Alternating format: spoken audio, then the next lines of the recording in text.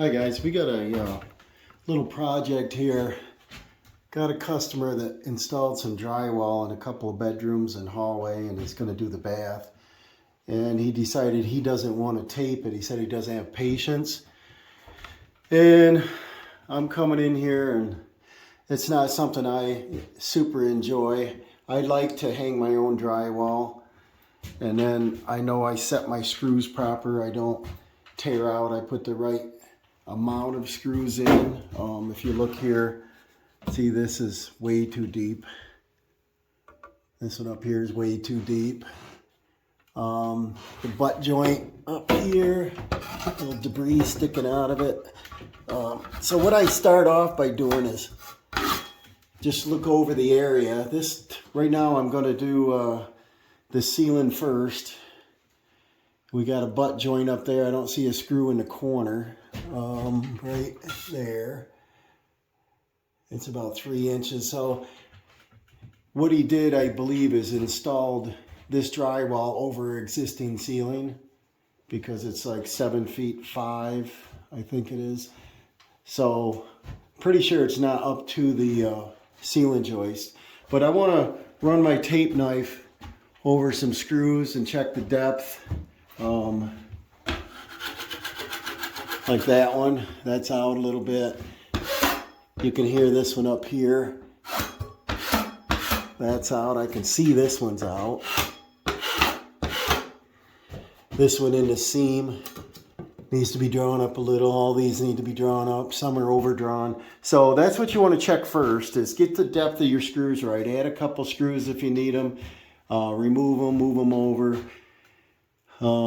That way on your finish, it would look really good. Yesterday I did the closet in this room and take that off. I had to set quite a few screws, but it's got the first coat on there. Getting you dizzy going around here.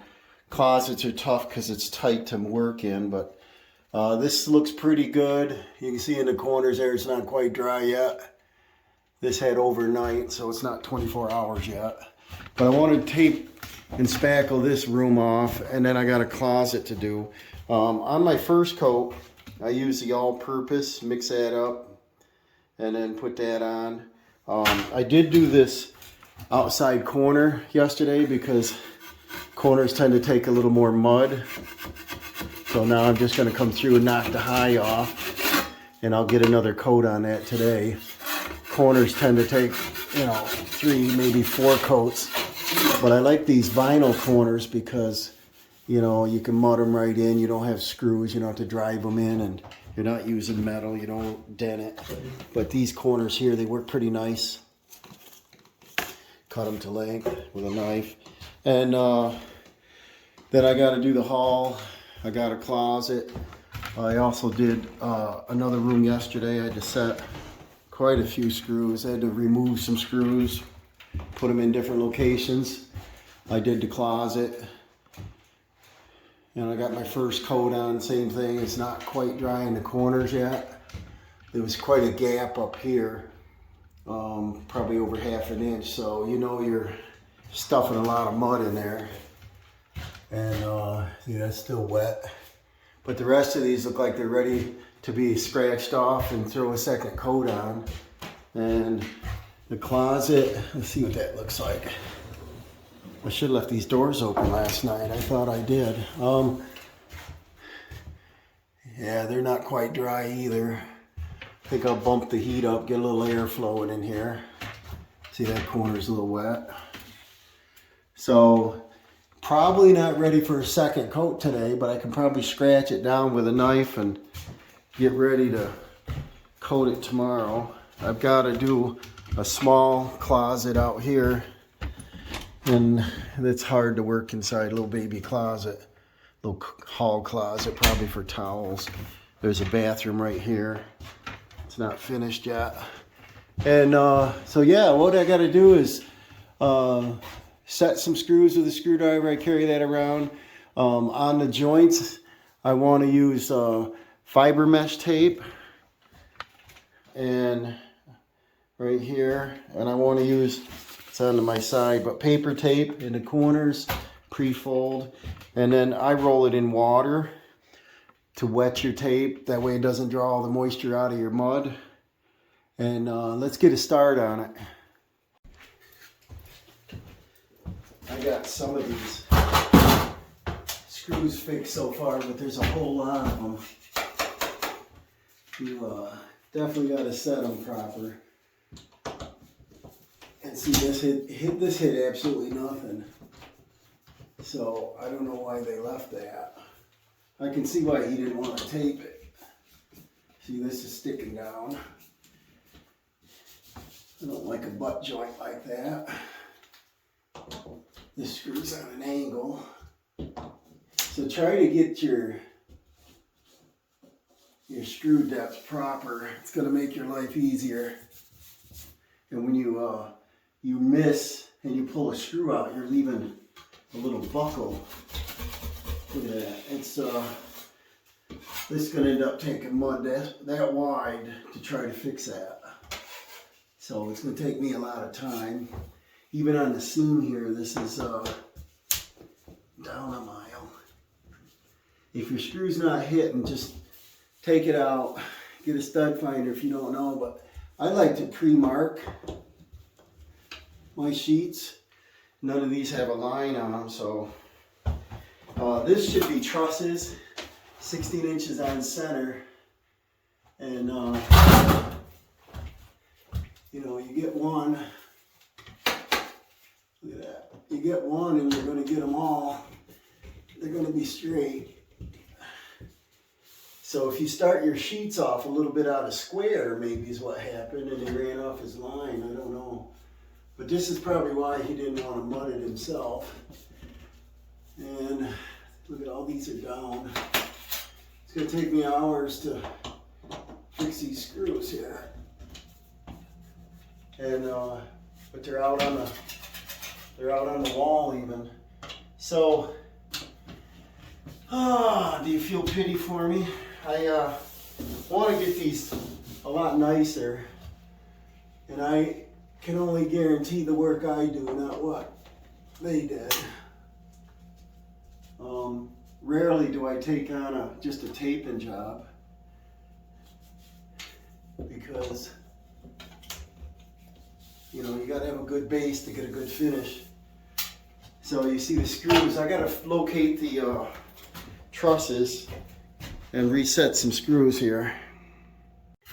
Here's an example, the 1, 2, 3, 4, 5 holes to locate the rafter he did, and then the corner isn't screwed there. He said this is ready to go, and because the seam is there and I see 2 sets of screws, I'm a little concerned. I think he missed a rafter on that one altogether.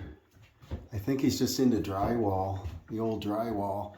I think that's what happened, is I put drywall over drywall here. So I don't know. I'm gonna guarantee my work, but if it drops and pops, it's not my fault. Alright, so you definitely want to use mesh tape on seams that you're not sure what somebody else did. But what I'm going to do is I'm going to use paper in the corners, obviously, and then I'm going to just cut my fiber mesh tape, put it on the seams. I went across every screw, and some of them don't tighten up super great, but I moved a couple of them over. I think it probably would have been better to pull the old ceiling down. Maybe they were concerned the insulation would fall out. I don't know. That should have been stapled in fiberglass. But I'm going to go across and do all the seams on the walls and ceiling with this, and then I'm going to probably start on the corners with the paper. Corners go on heavier, and this mesh usually holds better. I prefer to tape over paper, mud over paper, because I think it's a smoother finish, but we need all the strength we can get here. And just take and put her up.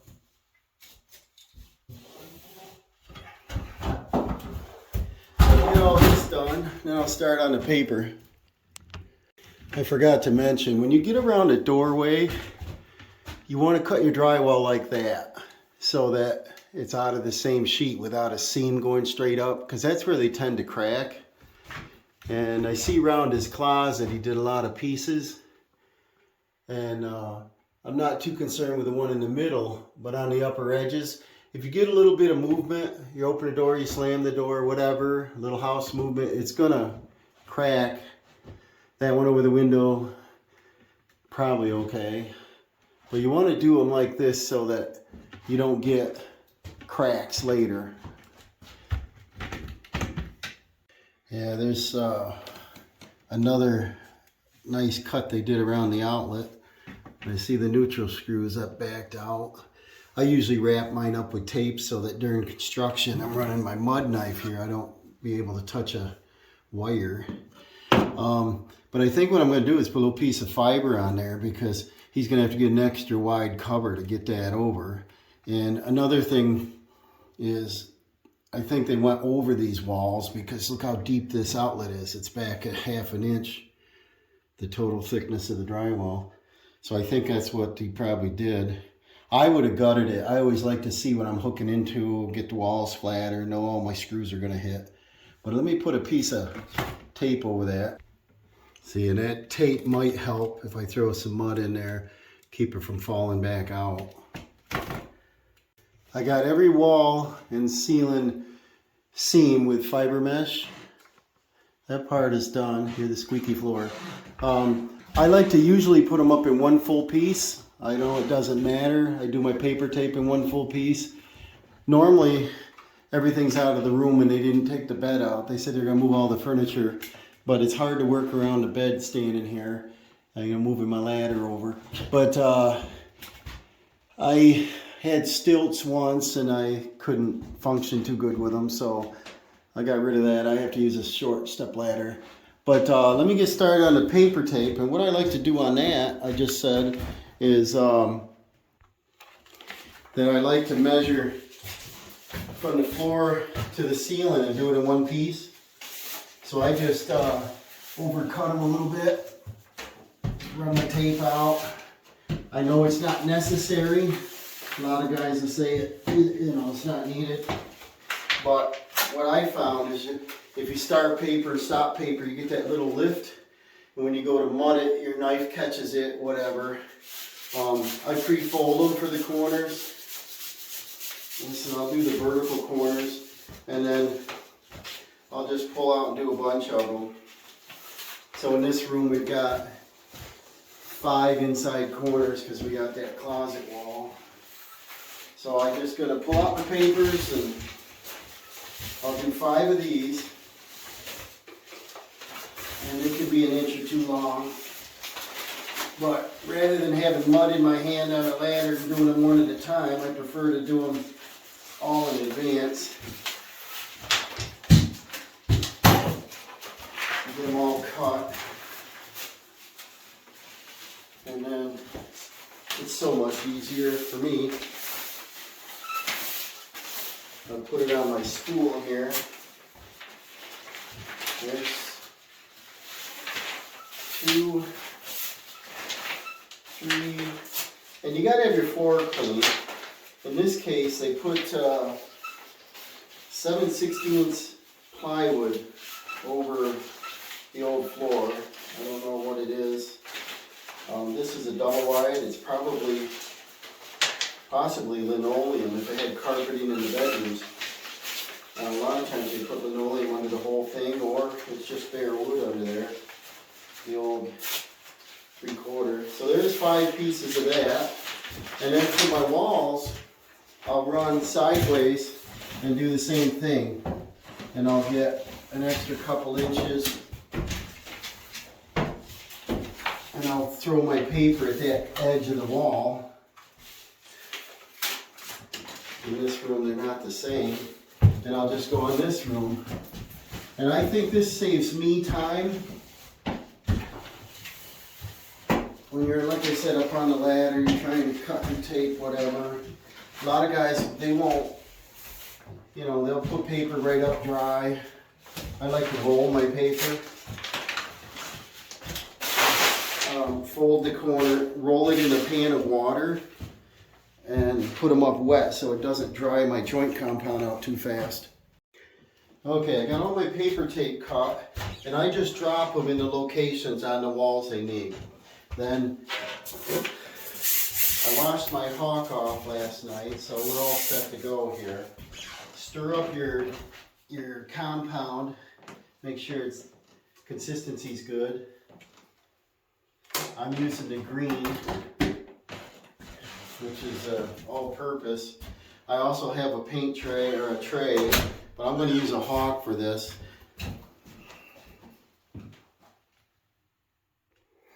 And I'm only going to use 2 tools on this. Take and put, because you can see up here, I can stick my fingers in there, so it's quite a gap. I'm pretty sure they went with the old drywall that's up there and went right over it. But just take your mud and just put her on. I put it on pretty liberally, you know.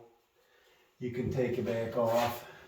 I want to fill that gap up as much as possible because sometimes it'll suck my paper out. And I want to get it right in there. We'll mash that in.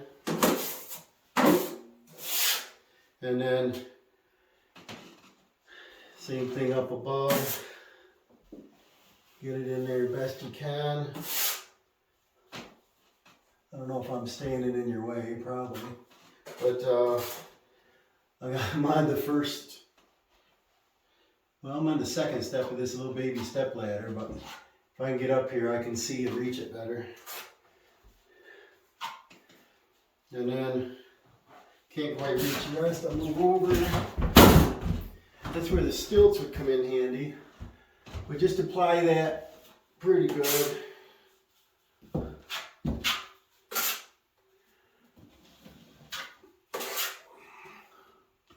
I like to do my corners first. Gap there, I want to fill that out. Then I got an inside corner trowel. Come into your mud, hit it a couple times so you know it's going to be covered where the paper is. This squares it out pretty good for you. And then mush it right in there. Smooch it so we're scrape off my excess. I said I drop my paper to the right length, right on this wall, so I know this is the one. Bend her at the pre-fold. And then I got another pan, drywall mud pan here. I put warm water in. Run my paper in there, wet your paper. If you don't wet the paper, it dries your joint compound out really fast, kind of like if you're doing masonry work. So I like to wet that. Smooth your paper in there. Make sure your floor is clean if you're going to drop your paper on the floor like I do. And put your paper in there. A little dribbling down the wall. I like to have my paper wet. I think it makes sense. See, I cut my paper long. We're going to use the paper in the closet. You know, none of it's going to go to waste here. Get that up in there. Come back with my corner trowel. I don't want any mud on it this time. Start somewhere in the middle, I do. Go to the outside and then come back.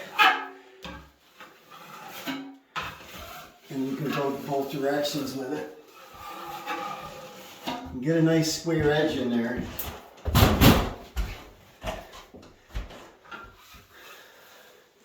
Push it right up in there. That'll fill that hole that was up in there. Give me a nice 90-degree corner. And then that's it with this one. And then I come back with my 6-inch knife.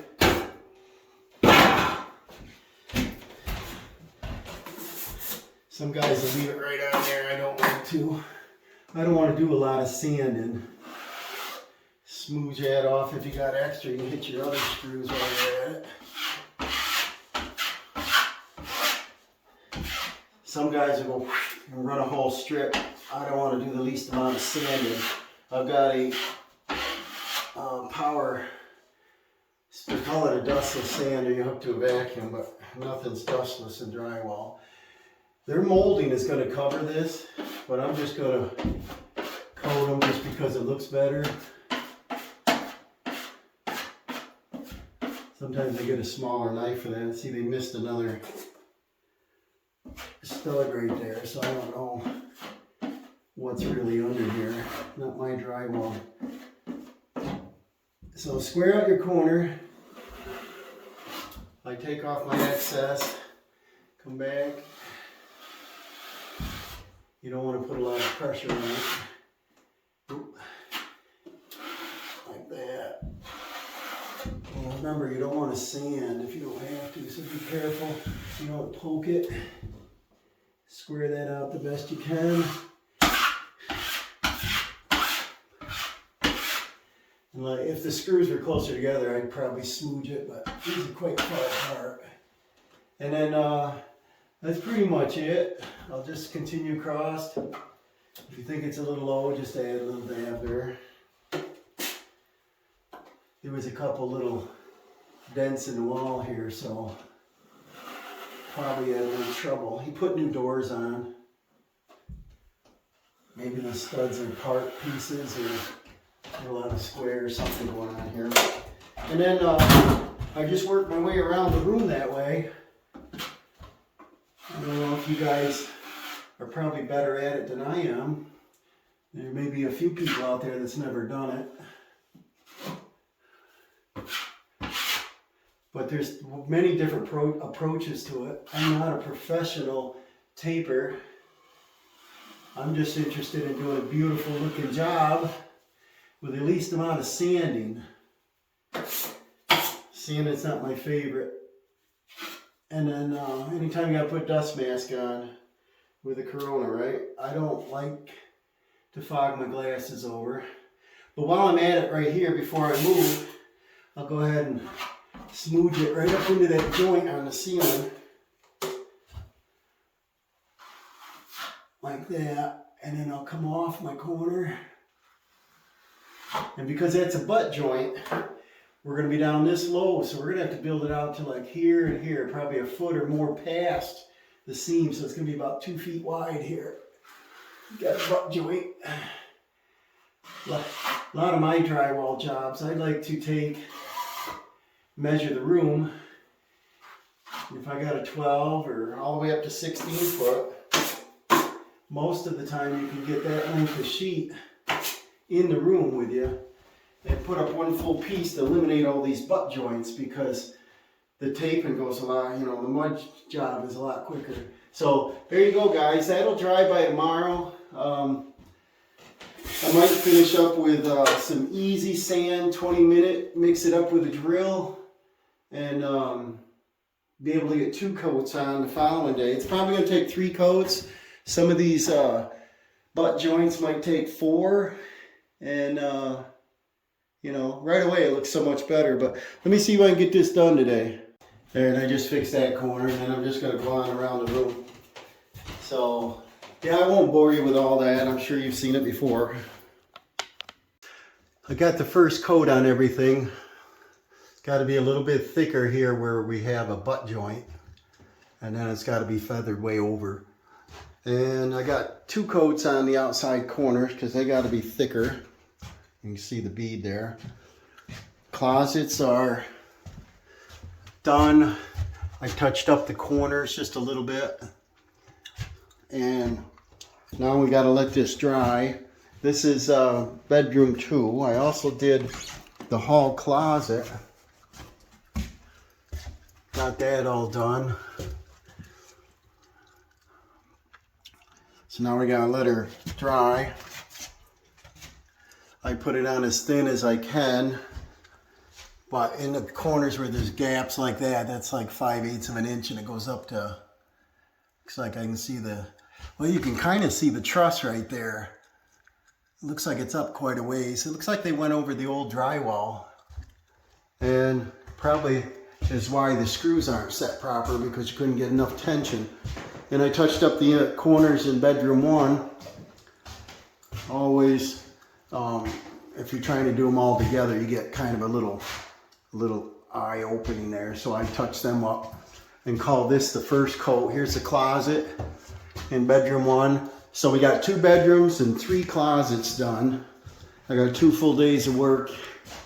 Took quite a while to set the screws the proper depth, and I take some out and move them and adjust them, and I had trouble finding where the joists are. I usually put a line on the material, and if you install the rock proper, then you get these little X's lining up on the studs, but they're not in this case.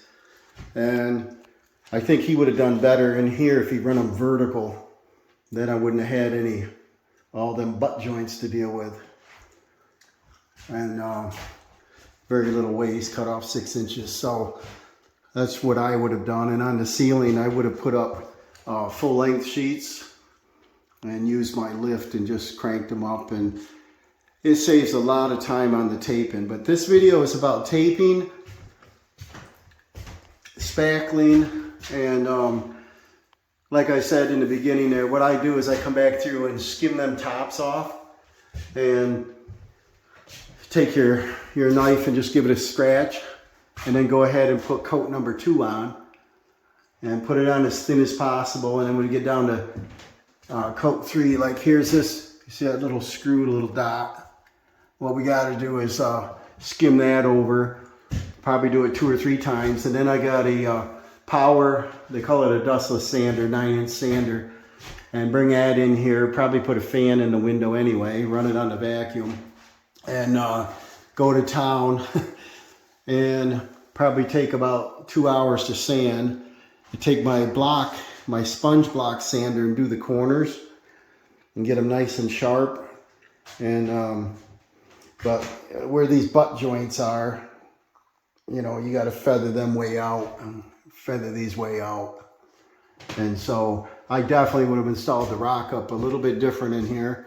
I think it would have saved me almost a day's labor on the taping, spackling. So if you like this kind of content, remember to subscribe, hit that notification bell there so you can see an upcoming video, and throw a comment down there if you can see some pointers where I can do this a little faster, a little better. You know, I'm always learning. I do something new every day, as you see from my videos. But I've done this for a number of years, and it seems like each job is slightly different. And, you know, just to show you an example, I've never done a wall like that. You know, total butt joint. This is in the hallway. This is a factory edge. This is a butt joint. And so there's quite a difference there. There's more than 1/8 of an inch. That's going to need a major amount of mud, and there's a switch in the way. So you're going to spend, and the switch is deep. It's back 3/8 of an inch. Going to spend half an hour to an hour right here in this area. I would have just put a piece of drywall on there. There seems like a lot of seams at the corners, and just don't want to do that, guys. So, okay, I'm going to let you go. Thank you, and we'll see you on the next video.